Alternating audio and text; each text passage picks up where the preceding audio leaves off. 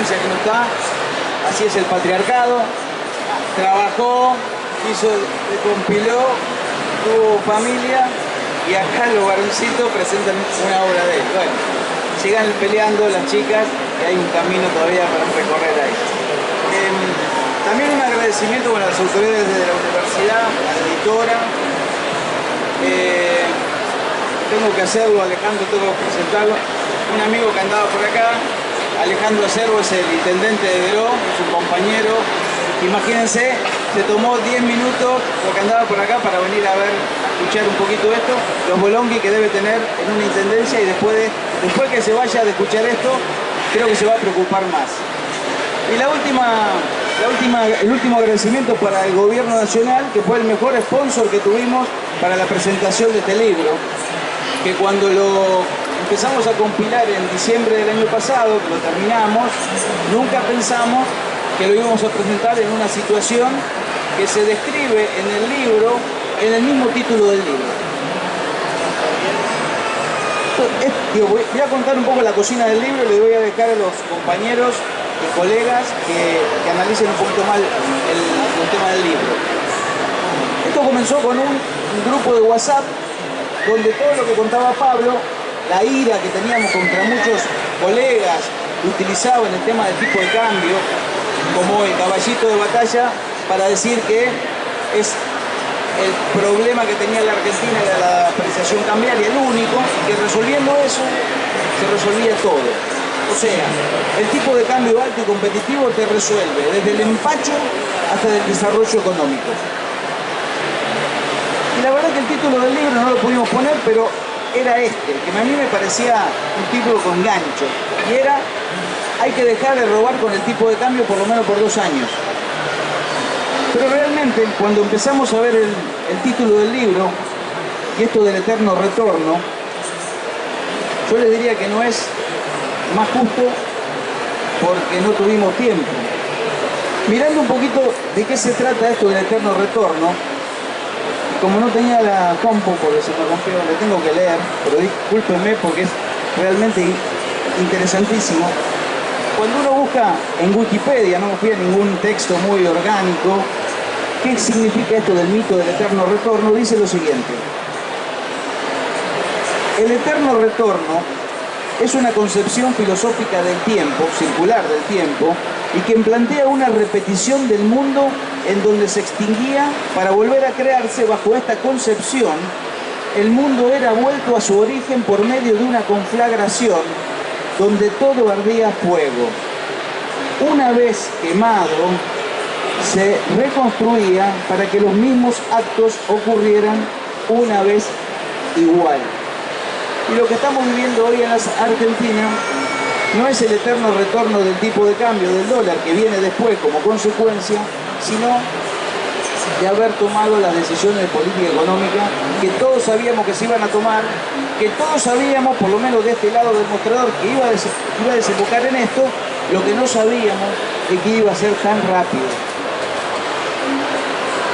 ¿Qué queremos decir con esto de dejar de robar con el tipo de cambio por los próximos 2 años, que era una humorada para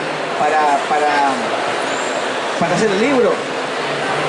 Bueno, todos sabemos, decía Pablo recién, que el tipo de cambio alto, por ejemplo, muchos añoran o añoramos y afirmábamos y defendíamos la primera etapa del gobierno de Néstor Kirchner, donde había superávit gemelo, superávit comercial, superávit fiscal, y el tipo de cambio era alto. ¿Por qué era alto? Bueno, porque habíamos salido de la convertibilidad, se había depreciado la moneda de 1 a 4, después bajó un poquito. Ahora, entonces, si vemos la mitad del vaso lleno, es tipo de cambio alto. Bueno, salimos por el tipo de cambio alto del despelote de la convertibilidad. Pero el que pide un tipo de cambio post-convertibilidad, de alguna forma, sin decirlo, está pidiendo los salarios de la post-convertibilidad.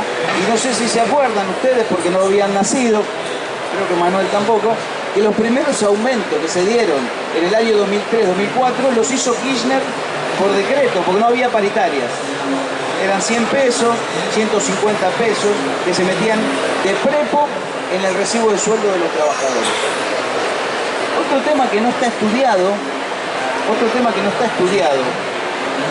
es, que me parece que amerita otro libro, es la salida de la convertibilidad. Porque el mito es que la salida de la convertibilidad fue por el tipo de cambio alto y fue una salida exportadora, donde nosotros pensamos desde la universidad, y eso lo tenemos que trabajar más, y hay un texto muy interesante de Fabián Amico, que en realidad lo que sacó a la Argentina de la crisis fue la política pública de expansión fiscal, no fue el tipo de cambio alto. El tipo de cambio alto te sirvió para tener los dólares necesarios para hacer esa expansión fiscal. Entonces, esto que decimos de la discusión del tipo de cambio tiene que ver también con no volver a repetir este eterno retorno, y tiene que ver también con algo que decía Pablo y que nosotros vamos a corroborar, que muchas veces se escinde la militancia política y los economistas que nos gusta, digamos, trabajar en política o tenemos algún acercamiento con grupos más políticos, de no darle bola a la teoría y decir, bueno, esto es así porque es así, tipo cambio alto, hay que devaluar. Bueno, aquellos compañeros que pedían la devaluación acá la tienen. Fíjense lo que va a pasar con la devaluación. No queremos decir que el tipo de cambio no sirva para nada. Ahora, un modelo de desarrollo necesita varios instrumentos. Y termino con esto. Otro tema que se toca en el libro, es el artículo creo que Eduardo Crespo, es el rol de la CEPAL en términos del análisis económico. La CEPAL, cuando comenzó a trabajar sus ideas, era rupturista porque hablaba de problemas estructurales, de problemas que no eran solamente variables, instrumentos como tipo de cambio. Bueno, esa misma CEPAL degradó su pensamiento en los 90 tanto que terminó hablando de tipo de cambio alto resolvía todo, y olvidamos todo el desarrollo teórico del estructuralismo latinoamericano que tenemos que retomar.